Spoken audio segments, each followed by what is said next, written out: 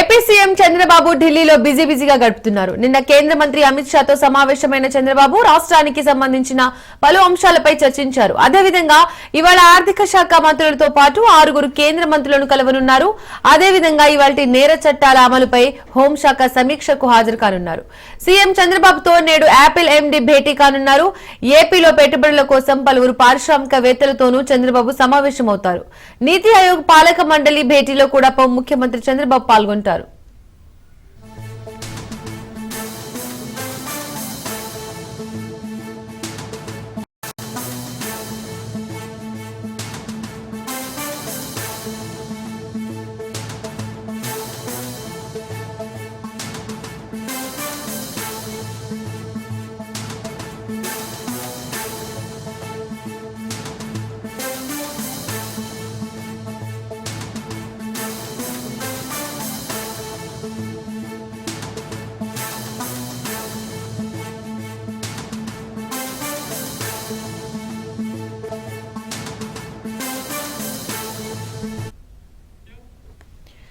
AP CM Chandrababu ఢిల్లీలో బిజీగా గడుపుతున్నారు. నిన్న కేంద్ర మంత్రి అమిత్ షాతో సమావేశమైన చంద్రబాబు రాష్ట్రానికి సంబంధించి పలు అంశాలపై చర్చించారు.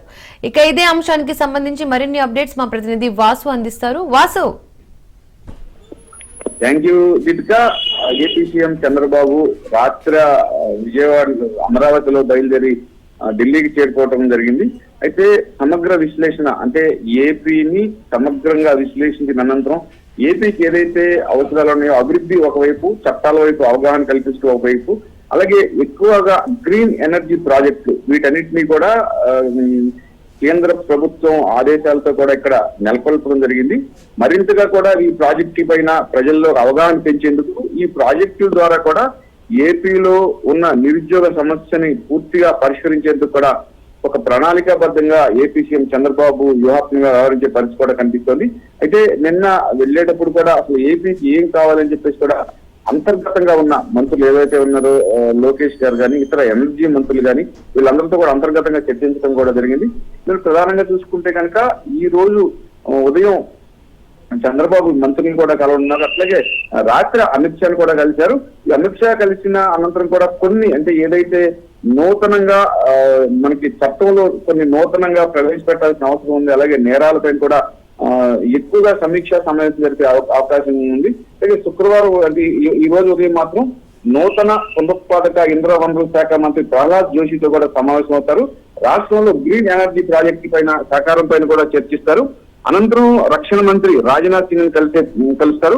అలాగే వ్యూహాత్మకంగా రక్షణ ఏరోస్పేస్ కార్యక్రమాలపై కూడా ముఖ్యమంత్రి చర్చించే అవకాశం ఉంటుంది. అలాగే జనశక్తి మంత్రి సిఆర్ పాటిల్తో కూడా భేటీ అవుతారు. పోలవరం ప్రాజెక్టు రాష్ట్రంలో కావాల్సిన నీటి మౌలిక సదుపాయాలు ఆ పెండింగ్ లో ఉన్న అంశాల గురించి చర్చించే పరిస్థితి. అంతమంది ఎక్కువగా కూడా కృష్ణా డెల్టా ప్రాంతం కనుక ఈ వరి వంగడాలు అలాగే నీటికి భూములకు నీరు అందించేందుకు ఇప్పటికే రాష్ట్రంలో నీటి పారుదల ప్రాజెక్టులు కొన్ని పెండింగ్ లో ఉన్నాయి. నూతన ప్రాజెక్టు కూడా ఏర్పాటు చేయాలని చెప్పేసి కూడా మాట్లాడే పరిస్థితి కూడా కనిపిస్తుంది. అంటే సైన్స్ అండ్ టెక్నాలజీ మంత్రి జితేంద్ర సింగ్ తో కూడా చర్చించే పరిస్థితి కూడా కనిపిస్తుంది. అలాగే ఏదైతే మనకి ఆర్థిక వనరులు ఒక రాష్ట్రం ముందుకు వెళ్లాలంటే కూడా ఆర్థిక వనరులు మనకు కీలకమవుతాయి. దీంట్లోనే ఆర్థిక శాఖ మంత్రి నిర్మలా సీతారామన్ తో కూడా ఒక 15 నిమిషాల పాటు సమావేశమయ్యే ఈ షెడ్యూల్ కూడా చంద్రబాబు గారు ప్రత్యేకంగా ప్రణాళిక ఏర్పాటు చేస్తున్నారు. అనంతరం మనకు రావాల్సిన కేటాయింపుల పైన కూడా మాట్లాడతారు. అట్లాగే సాయంత్రం 4 గంటలకి మరలా హోంమంత్రి అమిత్ షా ఆధ్వర్యంలో కూడా ప్రత్యేక సమావేశం ఉంది. అంటే పెరుగుతున్న అంటే ఏదైతే లేటెస్ట్ వైట్ కాలర్ చట్టాలతో పాటుగా లేటెస్ట్ ఇప్పుడు మనం చూస్తున్నాం సైబర్ నేరాలని ఎలా అరికట్టాలి, ఈ సైబర్ నేల అరికట్టడంలో కూడా ఎలా మనం ముందుకు పోవాలి అన్న దానిపైన కూడా పాల్గొంటారు. దీంతో పాటుగా మనకి ఏపీలో నిన్న భారతదేశ వ్యాప్తంగా కూడా అత్యధికంగా రైల్వే స్టేషన్లు అంటే మోడీ గారు అక్కడి నుంచి ప్రారంభించడం కూడా జరిగింది డిజిటల్ విధానంలో. అలాగే ఏపీలో కూడా పలు రైల్వే స్టేషన్లు ఉన్నాయి, పలు రైల్వే లైన్లకు కూడా అమరావతి మోడీ గారు వచ్చినప్పుడు కూడా శంకుస్థాపన జరగడం కూడా జరిగింది. ఈ నేపథ్యంలోనే రైల్వే శాఖ మరియు ఎలక్ట్రానిక్ శాఖ మంత్రి అశ్వని వైష్ణవ్ తో భేటీ అవుతారు. దీనిపైన భవిష్యత్తు సాంకేతిక ఆర్థిక వ్యవస్థలో కూడా ఆంధ్రప్రదేశ్ ప్రముఖ పాత్ర వహించే విధంగా కూడా చంద్రబాబు నాయుడు గారు అశ్వని వైష్ణవ్ తో పలు కీలక అంశాలు కూడా చర్చిస్తారు.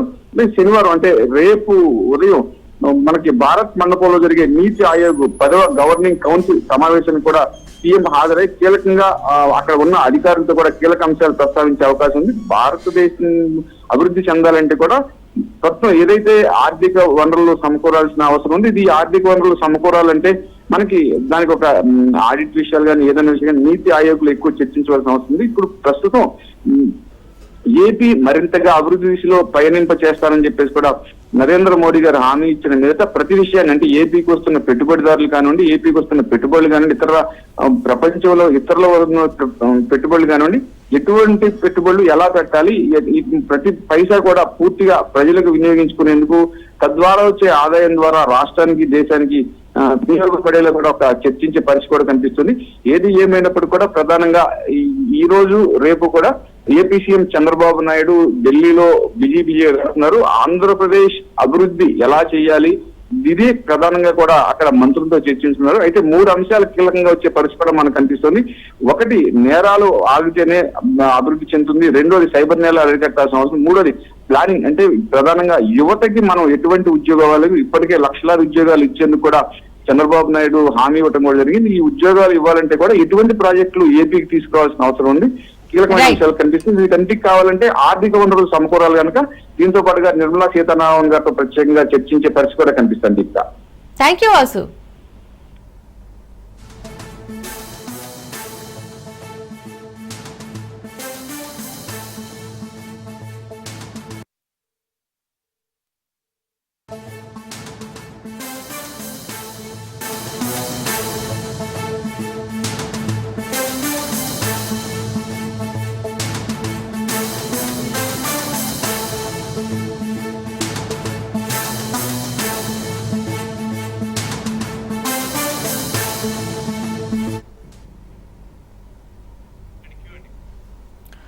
విజయసాయిరెడ్డిపై మాజీ సీఎం జగన్ సంచలన ఆరోపణలు చేశారు. విజయసాయిరెడ్డి చంద్రబాబుకు పూర్తిగా లొంగిపోయారని అన్నారు. అలాగే లిక్కర్ స్కామ్ పేరుపై వైసీపీపై తప్పుడు ప్రచారం చేస్తున్నారని, లిక్కర్ ఫైర్ ఒక్కటైనా సీఎంఓకు వచ్చినట్టు చంద్రబాబు నిరూపించగలరా అని జగన్ సవాల్ విసిరారు. ఎవరి పాలసీలో లంచాలకు ఆస్కారం ఉందో ఆలోచించాలని, చంద్రబాబుకు లిక్కర్ పాలసీలో పారదర్శకత్వం లేదన్నారు.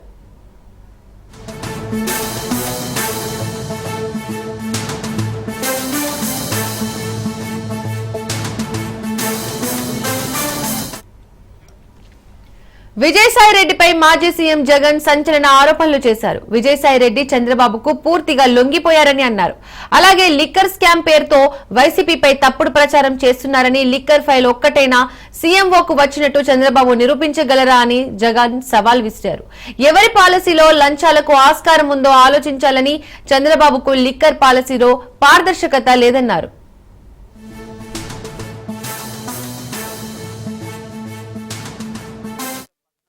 19 మధ్యలో చంద్రబాబు నాయుడు గారి హయాంలో 5 డిస్టిలరీలు ఏకంగా 69% మద్యం తయారీ ఆర్డర్లు ఇచ్చి ఏది స్కామ్ అని అడుగుతా ఉన్నా నేను. ఆ 20 డిస్టిలరీలను ఎంపానల్ చేసింది ఎవరు? ఆ 20 డిస్టిలరీలను ఎంపానల్ చేసింది చంద్రబాబు నాయుడే. ఈ చంద్రబాబు అండ్ ఈ కో కంపెనీస్ కాంపిటీషన్ కమిషన్ ఆఫ్ ఇండియాలో కేసు వేసింది. కొన్ని బ్రాండ్లను ఉద్దేశపూర్వకంగా తొక్కిపెట్టారని, సప్లై ఆర్డర్లలో వివక్ష చూపించారని ఆ పిటిషన్ లో వాళ్ళు ఆరోపించారు. ఈ ప్రైవేట్ షాపుల చేత తాను ఇండెంట్ ప్లేస్ చేసి తాను ఈ రకమైన 5 డిస్టిలరీలకు 69% ఆర్డర్లు ప్లేస్ చేసి ఆయన స్కామ్ చేస్తే ఎదురు ఆరోపణ ఆయన చేస్తాడు. వాస్తవాలు ఎలా ఉంటే చంద్రబాబు నాయుడు గారు ఇప్పుడు భయపెట్టి, బెదిరించి, తప్పుడు సాక్ష్యాలు సృష్టించి, తప్పుడు వాంగ్మూలాలను సృష్టించి అరాచకంగా చంద్రబాబు నాయుడు గారు వ్యవహరిస్తా ఉన్నాడు. నిందితుడుగా చెప్తా ఉన్న రాజ్ కసిరెడ్డి అసలు ఈయనకు బెవరేజెస్ కార్యకలాపాలకు ఏం సంబంధం? ప్రస్తుత తెలుగుదేశం పార్టీ విజయవాడ ఎంపీతో తన సన్నిహిత సంబంధాలు ఏ స్థాయిలో ఉన్నాయనంటే ఇద్దరు కలిసి వ్యాపారాలు కూడా చేస్తా ఉన్నారు. ఇద్దరు కలిసి వ్యాపార సంబంధాలు కూడా ఉన్నాయి. వ్యతిరేకంగా అబద్ధాలు చెప్పమనంటే ఈయన అబద్ధం చెప్పకపోవడం వల్ల ఈయన అక్యూజ్డ్ గా చేసిన.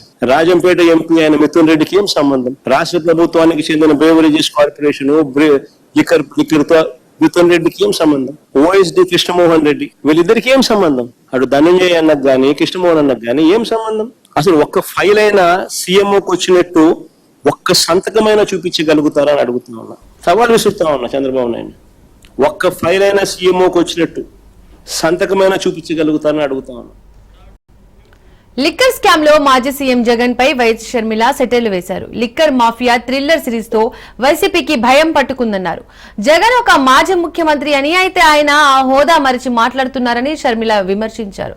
గతంలో జగన్ పోలీసులను బట్టలు ఊడదీస్తా అని అన్నారని, అయితే అలా మాట్లాడడం ఏమాత్రం బాగోలేదన్నారు షర్మిల.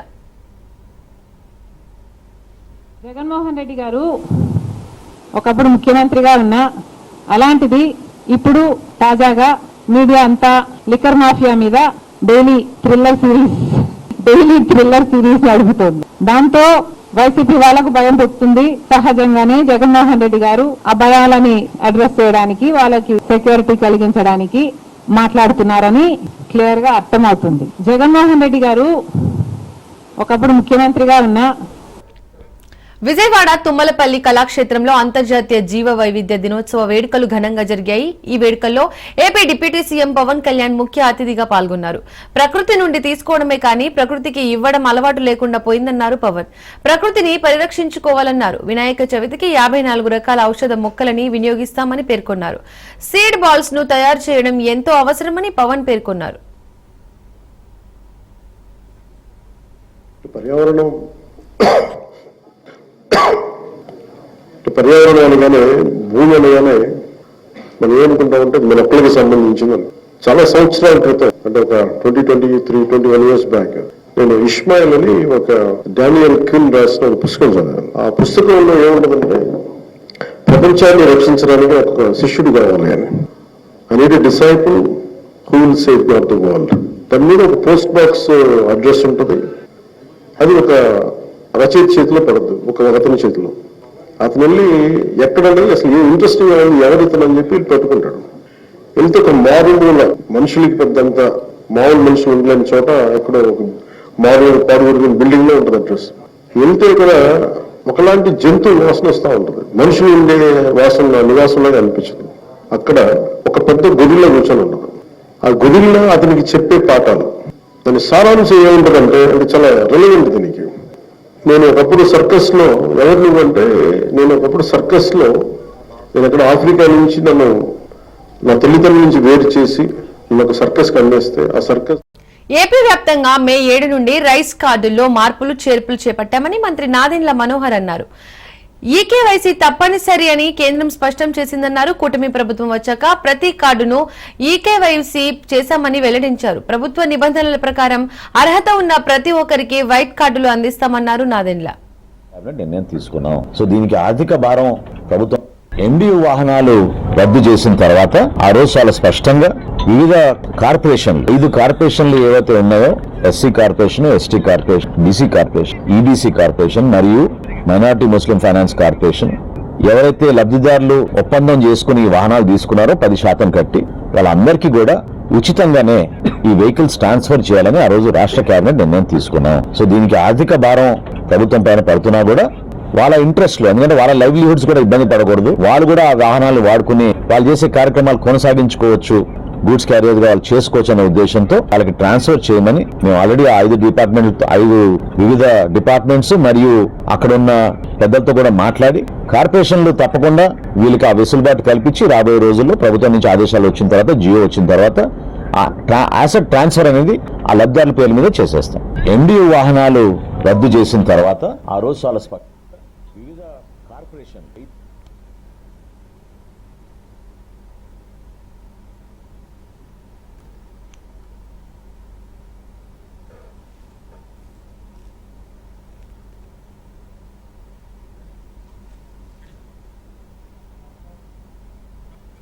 నేడు సంగారెడ్డి జిల్లాలో సీఎం రేవంత్ రెడ్డి పర్యటించనున్నారు. 494 కోట్ల రూపాయల అభివృద్ధి పనులకు శ్రీకారం చుట్టనున్నారు.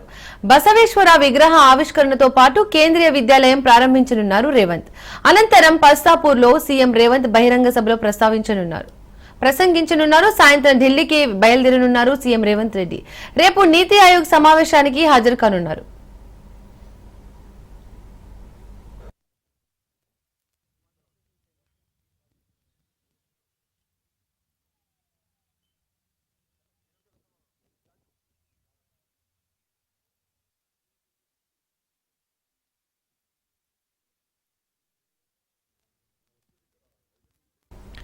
నేడు సంగారెడ్డి జిల్లాలో సీఎం రేవంత్ రెడ్డి పర్యటించనున్నారు. 494 కోట్ల రూపాయల అభివృద్ధి పనులకు శ్రీకారం చుట్టనున్నారు.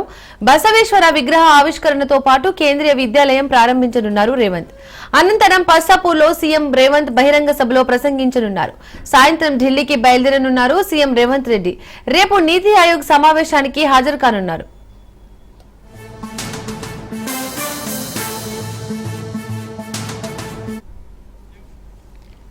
సంగారెడ్డి జిల్లా బషీరాబాద్ లో సీఎం రేవంత్ రెడ్డి పర్యటన ఏర్పాట్లను మంత్రి దామోదర్ రాజనరసింహ పరిశీలించారు.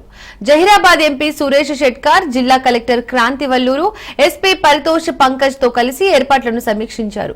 జహీరాబాద్ లోని పస్తాపూర్ శివార్లో ఏర్పాటు చేసిన సభా వేదిక, హెలీప్యాడ్ ఏర్పాట్లను జిల్లా కలెక్టర్ ఎస్పీలను అడిగి తెలుసుకున్నారు.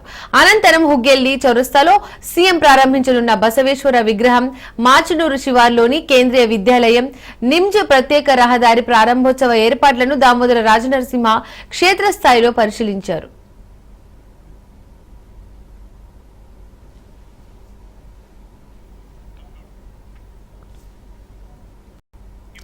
ఇక కాంగ్రెస్ ప్రభుత్వంపై బీఆర్ఎస్ వర్కింగ్ ప్రెసిడెంట్ కేటీఆర్ ఘాటు విమర్శలు చేశారు. కాంగ్రెస్ అధికారంలోకి వచ్చిన తర్వాత చేసింది గోరంతా, చెప్పేది కొండంతా అన్నారు. మిస్ వరల్డ్ ఫ్లెక్సీలో రేవంత్, భట్టి విక్రమార్క, జూపల్లి, కృష్ణారావు ఫోటోలు ఉన్నాయని, వీరిలో ఎవరు మిస్ వరల్డ్ అర్థం కావడం లేదని ఎద్దేవా చేశారు కేటీఆర్. కమిషన్లు దండుకోవడమే ప్రభుత్వం పనిగా పెట్టుకుందన్నారు. చేయి తడపందే ఫైలు కదలదని స్వయంగా మంత్రి కొండా సురేఖను చెప్పిందని వెల్లడించారు. కేసీఆర్ వరంగల్కి కదలగానే రేవంత్ కి భయం పట్టుకుందన్నారు. అందుకే కమిషన్ నోటీసుల పేరుతో డైవర్ట్ పాలిటిక్స్ చేసేందుకు సిద్ధమయ్యారని కేటీఆర్ వెల్లడించారు.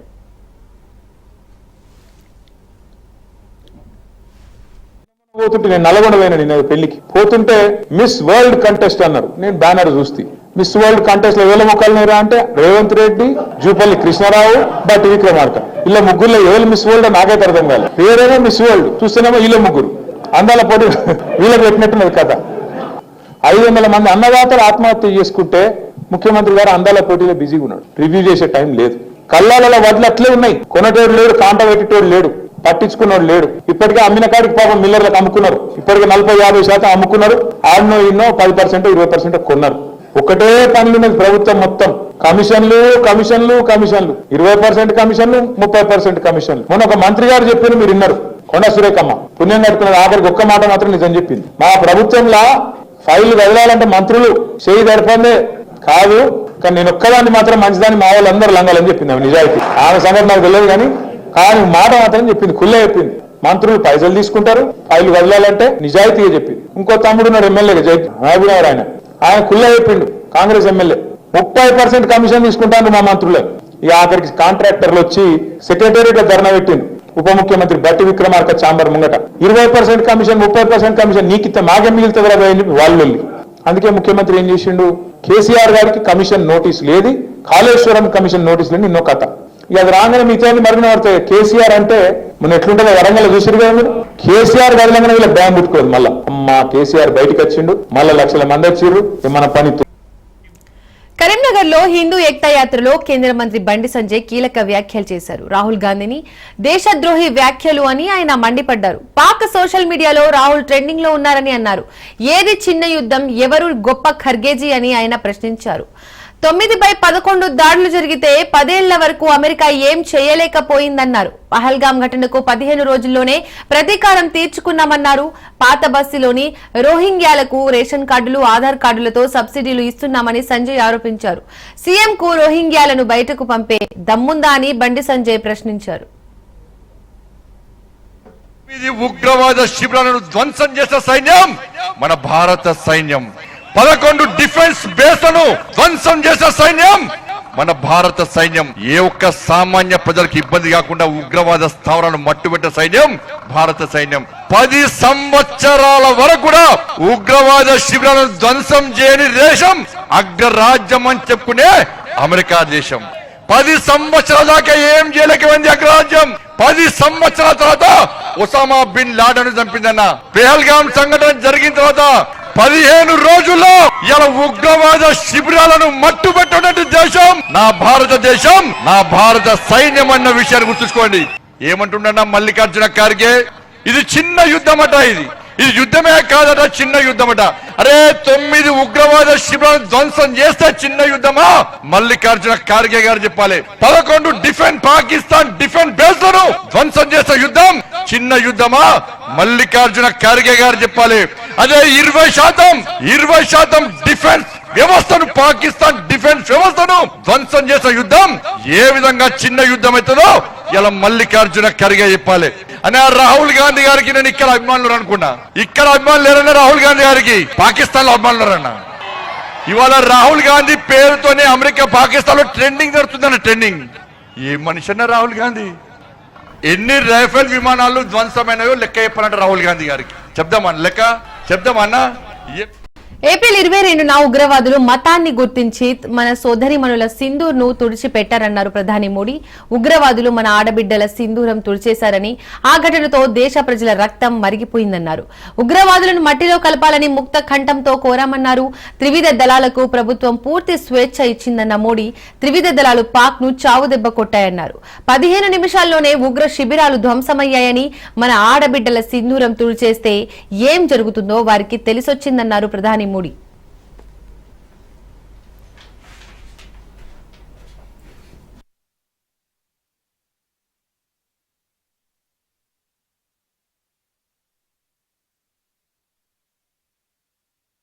पाकिस्तान की ये वीर धरा हमें सिखाती है कि देश और देशवासियों से बड़ा और कुछ नहीं। 22 अप्रैल को आतंकवादियों ने धर्म पूछकर हमारी बहनों की मांग का सिंदूर उजाड़ दिया था। वो गोलियां पहलगाम में चली थी, लेकिन उन गोलियों से 140 करोड़ देशवासियों का सीना छलनी हुआ था। इसके बाद हर देशवासी ने एकजुट होकर संकल्प लिया था कि आतंकवादियों को मिट्टी में मिला देंगे, उन्हें कल्पना से भी बड़ी सजा देंगे। आज आपके आशीर्वाद से, देश की सेना के शौर्य से हम सब उस प्रण पर खरे उतरे हैं। हमारी सरकार ने तीनों सेनाओं को खुली छूट दे दी थी और तीनों सेनाओं ने मिलकर ऐसा चक्रव्यूह रचा कि पाकिस्तान को घुटने टेकने के लिए मजबूर कर दिया।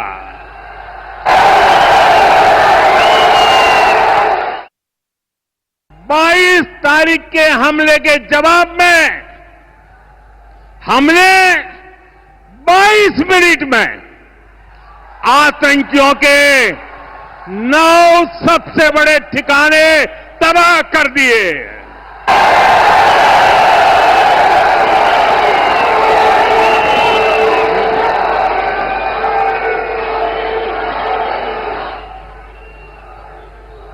दुनिया ने और देश के दुश्मनों ने भी देख लिया कि जब सिंदूर बारूद बन जाता है तो नतीजा क्या होता है।